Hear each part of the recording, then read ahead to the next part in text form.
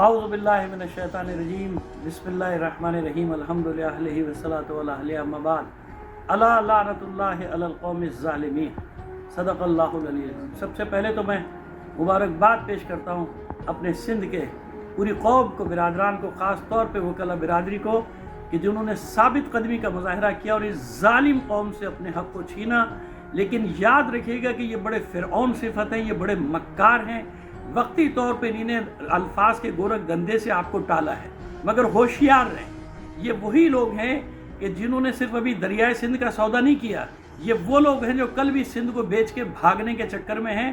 پہلے بھی انہی کے باپ دادا تھے جنہوں نے انگریزوں کے ہاتھوں سندھ کو بھیجا تھا اور سندھ کے مجاہدین کو سولیوں پر چڑھوایا تھا، مخبریاں کر کر کے انہیں مروایا تھا۔ آپ مجھ سے زیادہ جانتے ہیں سندھ کی تاریخ کو کہ کیسے کیسے مجاہدوں کو انہیں بلاول جیسے جنرلوں کو اور کس طرح کے لوگوں کو انہیں نے پھانسیوں پہ چڑھوایا تھا۔ یہ وہی لوگ ہیں، انہی کی اولادیں ہیں۔ ان کو کسی سے غرض نہیں، یہ صرف پہلے بھی انگریزوں کے غلام تھے، آج بھی انگریزوں کے غلام ہیں۔ آپ کو یہ وقتی کامیابی ملی ہے، میں پھر کہہ رہا ہوں، میں سندھ کا باسی ہوں، میں آپ سے کہہ رہا ہوں، اب یہ کتنا شور مچا رہے کہ ہندوستان نے پانی بند کر دیا اور تم نے سندھ کا جو پانی بند کرنے کی سازش کی، یہ وقتی طور پہ دبی ہے۔ میں آپ کو بتا رہا ہوں اس کے پیچھے دوسرے ہاتھ ہیں۔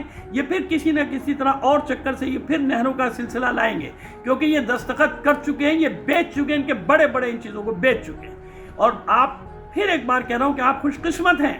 آپ 11-12 دن وہاں دھرنا دے کر بیٹھے رہے اور آپ نے پورے سندھ کو سب کو بند کر کے رکھا تھا، وہاں سے نہ آنے دیا نہ جانے دیا، مجبور ہو کے ان کو آپ کی بات ماننی پڑی۔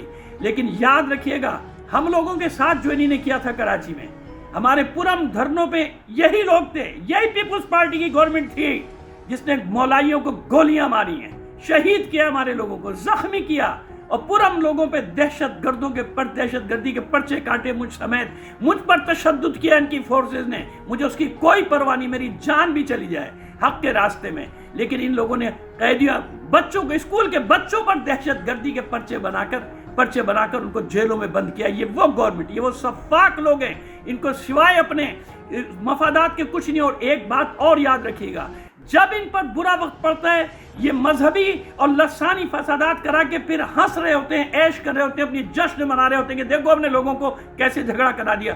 خدا کے لیے آپ سے دستبستہ اپیل کر رہا ہوں، اپنے تمام سندھ کے لوگوں سے، کسی بھی مکتب، مذہب، کسی بھی زبان سے تعلق رکھتے، خدا کے لیے اپنے وسائل کی حفاظت کے لیے خود کھڑے ہو جاؤ۔ یہ بیچ کھائیں گے تمہارے منرلز، تمہاری کوئلے کی کانیں، یہاں تیل کے ذخائر، یہ سب صرف اپنے لیے اربوں روپیہ اپنے لیے لیتے جائیں گے اور اس سے ان کو کسی چیز سے غرض نہیں۔ میں اس لیے کھل کے بات کر رہا ہوں آپ سے کہ مجھے کوئی خوف نہیں، مجھے کسی قسم کا کوئی ڈر نہیں ہے ان سے۔ میں جانتا ہوں کہ یہ کتنے قسم کے سفاک لوگ ہیں اور ان کے پیچھے جو ہاتھ ہیں ان کو بھی آپ مجھ سے جانتے ہیں۔ میں پھر دعا کر رہا ہوں اپنے پورے سندھ کے ان لوگوں کے لیے جنہوں نے قربانیاں دیں، جو گرفتار ہوئے، جو 11-12 دن دھوپ میں، سخت گرمی میں پڑے رہے، سڑکوں کے اوپر پڑے رہے، ہمت نہیں ہاری۔ پروردگار عالم آپ سب کو سلامت رکھے۔ یقین رکھیں، جس کے دل میں بھی انسانیت کا درد ہے اور جو حق اور باطل کو معیار بناتا ہے، نہ زبان کو نہ مذہب کو، جس کے لیے حق اور باطل کا معیار ہے، وہ آپ کے ساتھ کھڑا ہے، مظلوموں کے ساتھ کھڑا ہے۔ اور یہ میں زبانی نہیں کہہ رہا ہوں، جان کی ضرورت پڑے گی، میں جان کے ساتھ حاضر ہوں۔ جس طرح سے ہم سے بن پڑے گا، ہم آپ کے ساتھ کھڑے، کیونکہ آپ کا مسئلہ نہیں ہے، یہ ہمارا مسئلہ ہے، یہ ہم سب کا مسئلہ ہے۔ سندھ میں رہنے والے انسانوں کا نہیں، سندھ میں رہنے والے جانوروں تک کا مسئلہ ہے، وہ بھی پیاسے مر جائیں گے۔ ہماری زراعت کا مسئلہ ہے، ہماری کھیتیوں کا مسئلہ ہے، سب خشک ہو جائے گا، بنجر ہو جائے گا سب۔ ان کی باتوں میں مت آنا، یہ ہمیشہ سے مکاریاں کر کے اپنے فائدے اٹھاتے رہیں گے۔ میرا کام تھا آپ کو پیغام دینا، میں نے آپ کو پیغام دیا۔ وما علینا الا البلاغ المبین۔